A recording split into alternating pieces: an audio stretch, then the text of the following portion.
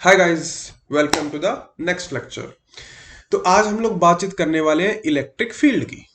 चलो हेडिंग डाल लो, electric field. मान लो कि हमारे पास एक चार्ज है। किसके पास चार्ज है? मेरे पास। ये चार्ज है कैपिटल क्यू। ऑलराइट। एक हमारे पास और चार्ज है, दूर से लेके आए, मान लो कि स्मॉल क्यू। जब स्मॉल क्यू धीरे धीरे कैपिटल क्यू के पास आ रहा था, तो क्या स्मॉल क्यू पे फोर्स लग रही थी? हाँ, लग रही थी। कौन लगा रहा था?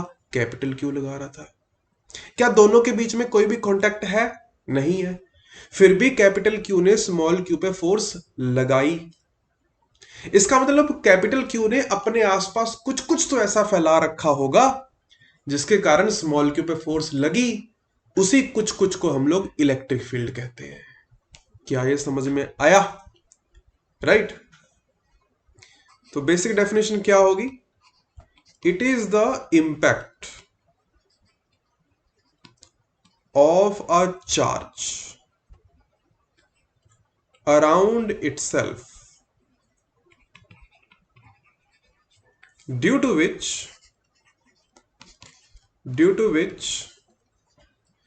it applies electrostatic force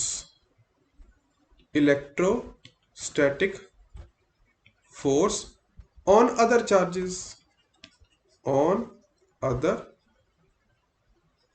charges। क्या ये बात समझ में आई कि ये एक चार्ज का इंपैक्ट है जिसके कारण वो अपने आसपास आने वाले दूसरे चार्जेस पे फोर्स लगाएगा? ये इलेक्ट्रिक फील्ड है। Is it understandable? मान लो कि हमें इस पी पॉइंट पे इलेक्ट्रिक फील्ड पता करनी है कैपिटल क्यू की वजह से। कैपिटल क्यू को हम लोग सोर्स चार्ज बोल देते हैं, जिसकी वजह से मुझे पी पॉइंट पर इलेक्ट्रिक फील्ड पता करनी है कि यहां से आर दूरी पर इलेक्ट्रिक फील्ड पता करनी है। अब इलेक्ट्रिक फील्ड कैसे पता करेंगे? मैं एक टेस्ट चार्ज ले आता हूं। इस स्मॉल क्यू को मैंने बोल दिया टेस्ट चार्ज। ये टेस्ट चार्ज में लेके आया यहां पर पी पॉइंट पर। तो मैंने पता किया कि टेस्ट चार्ज पे फोर्स कितनी लग रही है। Force on test charge divide by magnitude of test charge, ये होगी इलेक्ट्रिक फील्ड कैपिटल क्यू की वजह से। कैपिटल क्यू की वजह से इलेक्ट्रिक फील्ड पता करनी है, तो जिस पॉइंट पर पता करनी है वहां पे एक चार्ज लेके आओ। उस चार्ज पे फोर्स डिवाइड बाय वो चार्ज, वो कैपिटल क्यू का इलेक्ट्रिक फील्ड है। और वो आएगा कितना? फोर्स तो भाई साहब के क्यू बाय आर स्क्वायर आती है। टेस्ट चार्ज हमारा स्मॉल क्यू है, तो ये तो आ गई K Q by are square. Is it understandable? तो कैपिटल क्यू की इलेक्ट्रिक फील्ड उससे आर दूरी पर कितनी आई? K Q by are square आई। क्या ये बात थोड़ी थोड़ी समझ में आई? तो हम लोग कह सकते हैं कि electric field is equal to force on the test charge per unit of the test charge, force by Q. अच्छा, बेसिकली इलेक्ट्रिक फील्ड एक कूलम पे लगने वाला फोर्स ही तो है। अगर मैं स्मॉल क्यू को 1 कूलम ले लूं तो electric field is equal to force acting on 1 coulomb charge. Is it right? बहुत अच्छे। अब वेक्टर फॉर्म की भी थोड़ी सी बातचीत कर ले। तो हम लोग वेक्टर फॉर्म में कह सकते हैं कि F vector is equal to Q E vector. Alright, ये बात छाप लो और ये बातें भी छाप ही ली होंगी, इतनी मैं उम्मीद कर रहा हूं। Electric field is equal to force on the test charge divide by the test charge. छापा? पक्का? अब ध्यान से सुनना। एक पॉइंट चार्ज की वजह से इलेक्ट्रिक फील्ड कितनी आती है वो फाइंड आउट करते हैं। Electric field due two point charge, point charge की वजह से इलेक्ट्रिक फील्ड कितनी आती है। तो अभी अभी हम लोग फाइंड आउट करके हटे हैं कि कैपिटल क्यू की इलेक्ट्रिक फील्ड उससे आर दूरी पर आती है के क्यू बाय आर स्क्वायर। ये किस किस पे डिपेंड करती है? ये एक तो इस चीज पे डिपेंड करती है कि जो चार्ज की वजह से इलेक्ट्रिक फील्ड निकाल रहे हो उसका मैग्नीट्यूड कितना है। सेकंड वो इस चीज पे डिपेंड करती है कि उससे कितनी दूरी पर इलेक्ट्रिक फील्ड फाइंड आउट कर रहे हो। यस और नो, समझ में आया। एक तीसरी और चीज है इलेक्ट्रिक फील्ड की डायरेक्शन, ये वेक्टर फॉर्म में भी तो है। Electric field is also vector quantity, तो इसकी डायरेक्शन भी इंपॉर्टेंट है। अब डायरेक्शन कैसे समझी जाए। इलेक्ट्रिक फील्ड पॉजिटिव चार्ज से दूर भागती है, पॉजिटिव चार्ज से इलेक्ट्रिक फील्ड निकलती है ऐसे, और नेगेटिव चार्ज की तरफ जाती है ऐसे। क्या ये थोड़ा थोड़ा समझ में आया। नेगेटिव चार्ज की तरफ जाएगी, पॉजिटिव चार्ज से दूर भागेगी electric field. Is it right. एक सिंपल सा एग्जांपल देता हूं। मान लो कि यहां पे एक चार्ज पड़ा कैपिटल क्यू, पी पॉइंट पर कैपिटल क्यू के कारण जो इलेक्ट्रिक फील्ड आएगी वो उससे दूर आएगी, electric field due to capital Q. ये समझ में आया, पक्का, बहुत अच्छा। एक चीज हमने और लिखी थी कि force acting on any charge is equal to Q E vector. मान लो कि पी पॉइंट पे मैं एक पॉजिटिव चार्ज रख दूं, पॉजिटिव क्यू, तो अगर चार्ज पॉजिटिव क्यू है तो फोर्स और इलेक्ट्रिक फील्ड की डायरेक्शन सेम होनी चाहिए। तो क्या यहां पर प्लस क्यू पे फोर्स लगेगी इलेक्ट्रिक फील्ड की डायरेक्शन में, यानी कि राइट में। हाँ बिल्कुल राइट में लगेगी। अगर इसी पी पॉइंट पर मैं नेगेटिव क्यू रख देता तो क्या फोर्स और इलेक्ट्रिक फील्ड अपोजिट हो जाती। इलेक्ट्रिक फील्ड राइट में तो फोर्स नेगेटिव मतलब लेफ्ट में हो जाती। हाँ ना बोलो। बिल्कुल सही बात है भाई। ये चार्ज और अगर पी पॉइंट पे माइनस क्यू रख दोगे तो वो अट्रैक्ट करेंगे, माइनस क्यू पे फोर्स लगेगी लेफ्ट की डायरेक्शन में। बिल्कुल सही बात है। अरे क्या ये समझ में आया। So electric field due to a point charge is K Q by are square. छाप लिया सबने। अगर मैं वेक्टर फॉर्म की बात करूं तो इलेक्ट्रिक फील्ड को वेक्टर फॉर्म में लिखेंगे K Q by are square R cap. मान लो कि ये है चार्ज और इससे आर वेक्टर पर एक पॉइंट है जहां पे मैं इलेक्ट्रिक फील्ड निकालना चाहता हूं। अगर तो चार्ज पॉजिटिव हुआ तो इलेक्ट्रिक फील्ड आर वेक्टर की डायरेक्शन में आएगी, है ना, दूर भागेगी चार्ज से। अगर चार्ज नेगेटिव हुआ तो इलेक्ट्रिक फील्ड आर वेक्टर के अपोजिट डायरेक्शन में जाएगी। तो यहां पर साइन के साथ पुट कर देना क्यू विद साइन, तो इलेक्ट्रिक फील्ड और आर वेक्टर में बिल्कुल सही रिलेशन आएगा। चार्ज को विद साइन पुट करना है। अरे चमका। एक सिंपल सा क्वेश्चन करते हैं। मान लो कि ये एक लाइन है, ये है क्यू और ये पॉइंट है 2Q चार्ज का। इनके बीचों बिल्कुल बीचों बीच एक पॉइंट ले लिया, दोनों से L और L दूरी पर P पॉइंट। यहां पे तुम्हें इलेक्ट्रिक फील्ड पता करनी है दोनों चार्ज की वजह से, नेट इलेक्ट्रिक फील्ड कितनी और किस डायरेक्शन में आएगी ये पता करना है। ऑल राइट, तो ध्यान देना, इस पॉइंट पे कैपिटल Q की वजह से इलेक्ट्रिक फील्ड आएगी राइट डायरेक्शन में और 2Q की वजह से आएगी लेफ्ट डायरेक्शन में। हाँ की ना, समझ में आया। इलेक्ट्रिक फील्ड 2Q वाली कितनी हुई। इलेक्ट्रिक फील्ड 2Q की वजह से होगी K into 2Q divide by L square, और इलेक्ट्रिक फील्ड Q की वजह से होगी K into q divide bye L square. कौन सी बड़ी हुई 2Q वाली, इसलिए नेट इलेक्ट्रिक फील्ड किधर आएगा, लेफ्ट में आएगा। और वो कितना आएगा, दोनों का डिफरेंस। तो 2KQ by L square minus KQ by L square that is equal to KQ by L square. तो ये नेट इलेक्ट्रिक फील्ड आई किस डायरेक्शन में आ रही है, ये लेफ्ट में आ रही है। किस पॉइंट पर, जिस पॉइंट पर हमें बताना था। अरे क्या ये चमका एवरीवन, बहुत अच्छा। चलो नेक्स्ट क्वेश्चन पर चलते हैं। हमारे पास 3 चार्ज हैं और इनको इक्विलेटरल ट्रायंगल की वर्टिसेस पर रखा हुआ है, ठीक है। चलो 2 ही चार्ज ले लो, दोनों की वजह से मिलके होल्ड ऑन। हाँ, तो हमने ले लिए 2 चार्ज। ये है इक्विलेटरल ट्रायंगल की साइड्स पर, है ना, साइड समझ गए ना।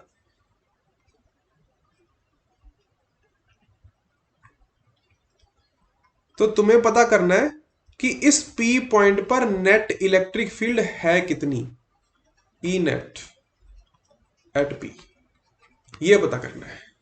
शुरू हो जाओ। देखो बहुत ही सिंपल सी बात है, एक चार्ज की वजह से इलेक्ट्रिक फील्ड आएगी इस डायरेक्शन में राइट में, एक चार्ज की वजह से आएगी इस डायरेक्शन में, हाँ कि ना। तो इस E की वैल्यू है कितनी, E की वैल्यू है के Q divide bye a square, और दोनों इलेक्ट्रिक फील्ड के बीच में गैप कितना है, 60 डिग्री का, और ये दोनों वेक्टर हैं। अब इन दो वेक्टर्स को ऐड करना है, तो net electric field, net vector का मैग्नीट्यूड कैसे लिखा जाएगा, under root of a square plus b square plus 2ab cos 60 degree. Solve करोगे तो √3e आ जाएगा, यानी कि √3 k Q by a square आ जाएगा। ये होगी नेट इलेक्ट्रिक फील्ड इस तीसरे पॉइंट पे। समझ में आया। सिमिलरली हम लोग स्क्वायर पे रख सकते हैं, रेक्टेंगल पे रख सकते हैं चार्जेस को, और नेट इलेक्ट्रिक फील्ड वगैरह फाइंड आउट कर सकते हैं, कोई दिक्कत वाली बात नहीं है ना। हाँ ना बोलो, बहुत अच्छे, बहुत बढ़िया। देखो ये तो हुई पॉइंट चार्जेस की बात। अगर हम लोग कंटिन्यूअस चार्जेस यानी कि बहुत सारे चार्जेस एक जगह रखे हों उनकी बात करें तो नेट इलेक्ट्रिक फील्ड कैसे निकालेंगे। चलो एक क्वेश्चन लेते हैं। लास्ट क्लास में हमने एग्जांपल लिया था रॉड का। मान लो कि ये रॉड है, lambda coulomb per metre, L length की रॉड है। इससे ए पॉइंट पर हमें, इससे ए पॉइंट की दूरी पर हमें इलेक्ट्रिक फील्ड पता करना है। बना देता हूं, ये जो पॉइंट शोन है इस पे इलेक्ट्रिक फील्ड पता करो। चलो शुरू हो जाओ। देखो हर चार्ज डिफरेंट डिफरेंट डिस्टेंसेस पर है, तो इस पॉइंट से x दूरी पर जाके मैंने एक dx का एलिमेंट लिया, उसका छोटा सा चार्ज लिखा dq, वो चार्ज आएगा लैम्डा dx। इसकी वजह से गिवन पॉइंट पर छोटी सी इलेक्ट्रिक फील्ड लिखी k into charge divide bye x square, और टोटल इलेक्ट्रिक फील्ड निकालने के लिए इसको करा इंटीग्रेट। x की लिमिट आएगी a से लेके l प्लस ए, लास्ट क्लास में भी किया था। तो ये बना k लैम्डा, 1/x स्क्वायर का इंटीग्रेशन आएगा -1/x, और लिमिट है a से लेके l प्लस ए तक। इसको सॉल्व करोगे तो ये बनेगा k lambda l divide by a l plus A. I think यही बनेगा यार, हाँ कि ना, हाँ यही बनेगा k lambda l upon a l plus a. ये नेट इलेक्ट्रिक फील्ड आ गई इस रॉड की वजह से। छापा। एक और क्वेश्चन लेते हैं, ध्यान देना। हमारे पास है हाफ रिंग, कल हमने फोर्स निकाली थी हाफ रिंग की वजह से। आज हम लोग सेंटर पे इलेक्ट्रिक फील्ड निकालेंगे। इस पे चार्ज वही lambda coulomb per metre, r radius, find electric field at centre. इसकी वजह से बताओ भाई इलेक्ट्रिक फील्ड कितनी होगी सेंटर पे। तो थीटा पे जाके डी थीटा, थीटा पे जाके डी थीटा, मेरे एलिमेंट की लेंथ हो गई आर डी थीटा, उसका छोटा सा चार्ज हो गया लेंथ इनटू लैम्डा, और छोटी सी इलेक्ट्रिक फील्ड आएगी इस डायरेक्शन में डीई, और ये एंगल है थीटा। पहले तो डीई की वैल्यू निकाल लो, वो आएगी k into d q divide by are square, यानी कि k lambda by r d theta. यही आएगी ना, हाँ यही आ रही है। अब इस इलेक्ट्रिक फील्ड के दो कंपोनेंट, एक वर्टिकल एक हॉरिजॉन्टल, दोनों को ऐड करना है इंडिविजुअली। तो वर्टिकल इलेक्ट्रिक फील्ड लिखी जाएगी इंटीग्रेशन ऑफ डीई का साइन थीटा कंपोनेंट, क्योंकि साइन थीटा कंपोनेंट ही वर्टिकल है। तो वो आएगा k lambda by r sine theta d theta. सही लिख रहा हूं मैं। और थीटा की लिमिट जाएगी 0 से लेके पाई तक। अच्छा साइन का इंटीग्रेशन क्या होता है, minus cos k lambda by r minus cos theta, 0 से लेके पाई के बीच में। कॉस पाई -1 होता है, कॉस 0 1 होता है, और जब हम लोग इसको सॉल्व करेंगे ये आ जाएगा 2k लैम्डा बाय आर। हाँ ना बोलो। सिमिलरली अगर मैं हॉरिजॉन्टल इलेक्ट्रिक फील्ड की चर्चा करूं, वो आएगा integration of dE cos theta. तो ये बनेगा k lambda by r integration of cos theta d theta, limit 0 से लेके पाई के बीच में। और कॉस का इंटीग्रेशन क्या होता है? साइन। तो ये आ गया साइन थीटा, लिमिट 0 से लेके पाई के बीच में। साइन पाई 0, साइन 0 0, ये आ जाएगा 0। तो नेट इलेक्ट्रिक फील्ड हॉरिजॉन्टल नहीं आएगी, वर्टिकल आएगी। जैसे कि कल फोर्स वर्टिकल आ रही थी एक चार्ज पे, है ना। तो 2k लैम्डा बाय आर, इसके सेंटर पे इलेक्ट्रिक फील्ड आ गई। क्या ये समझ में आया एवरीवन? बहुत अच्छे, शानदार। अगर हमें हाफ रिंग ना देके एक आर्क दी हो ऐसे, है ना, कैसे? मान लो कि ये एक आर्क है, ये एक सर्कल का पार्ट है, जो सर्कल का सेंटर ये है O, lambda coulomb per metre. अब बताओ कि इस की वजह से सेंटर पर क्या इलेक्ट्रिक फील्ड है? Electric field eight O। मान लो कि पूरा एंगल दिया हुआ है हमें, 2 अल्फा दिया है पूरा एंगल, 2 अल्फा। ठीक है। अब बताओ सेंटर पे क्या इलेक्ट्रिक फील्ड आने वाली है। इसमें क्या करेंगे, देखो सिमेट्री से हमें पता चल जाएगा कि नेट इलेक्ट्रिक फील्ड ना ये बिल्कुल बीच में जाती हुई लाइन के अलोंग आएगी, इधर को आएगी नेट इलेक्ट्रिक फील्ड। तो हमने क्या करा, हमने इसी लाइन पे अल्फा पे जाके एक डी अल्फा का एलिमेंट ले लिया, अल्फा पे गए और डी अल्फा का एलिमेंट। तो इस एलिमेंट की जो लेंथ है वो आएगी आर डी अल्फा, राइट। तो छोटा सा चार्ज आएगा लैम्डा इनटू लेंथ। अब इसकी वजह से छोटी सी इलेक्ट्रिक फील्ड आ रही है, वो इस डायरेक्शन में आ रही है, और वर्टिकल से ये एंगल है अल्फा। सबसे पहले डीई की वैल्यू बताओ। डी आएगा k into d q divide by are square, यानी कि k lambda by r into d alpha. हाँ कि ना? इस छोटी सी इलेक्ट्रिक फील्ड, हमें पता है कि नेट इलेक्ट्रिक फील्ड इसी डायरेक्शन में आने वाली है, तो हम डीई का कॉस अल्फा कंपोनेंट ही ऐड करेंगे। तो E net is equal to integration of dE cos alpha, यानी कि इस डायरेक्शन में, ये वर्टिकल डायरेक्शन में आने वाली इलेक्ट्रिक फील्ड ही ऐड करेंगे, नेट इधर ही आने वाली है, हमें पता है। ओके, तो ये आ गया k lambda by r integration of cos alpha d alpha. अब लिमिट की चर्चा है। जब हम लोग लेफ्ट में जाएंगे सेंट्रल लाइन से, तो ये वाला एंगल कितना होगा? अच्छा ये थीटा, इसको तुम ले लो 2 थीटा ले लो, 2 थीटा ले लो। ये टोटल एंगल दे रखा है 2 थीटा, या टोटल एंगल को थीटा ही ले लो ना, 2 थीटा क्यों लेना है, सॉरी, टोटल एंगल को ले लो थीटा, थीटा की टर्म में करते हैं। टोटल एंगल दे रखा है थीटा। चलो भाई, जब मैं सेंट्रल लाइन से लेफ्ट एंड तक जाऊंगा तो मैं किस एंगल पे पहुंच गया? माइनस थीटा बाय 2 पर पहुंचा हूं, राइट, क्योंकि अल्फा मैं क्लॉकवाइज पॉजिटिव ले रहा हूं। रेफरेंस लाइन से राइट की तरफ अल्फा पॉजिटिव लिया गया, तो रेफरेंस पॉइंट से लेफ्ट जाऊंगा तो अल्फा नेगेटिव में लेना पड़ेगा, और एंड तक उसकी वैल्यू थीटा बाय 2 है। राइट में एंड तक पॉजिटिव थीटा बाय 2। और राइट, इसको सॉल्व कर लो, तो कॉस का इंटीग्रेशन होता है माइनस साइन, नहीं प्लस साइन। तो k lambda by r sine of theta by 2 minus sine of minus theta by 2। तो minus sine minus theta by 2 बन जाएगा साइन थीटा बाय 2। तो ये आ जाएगा 2k lambda by r sine of theta by 2। ये आ जाएगी net electric field vertical direction में, राइट।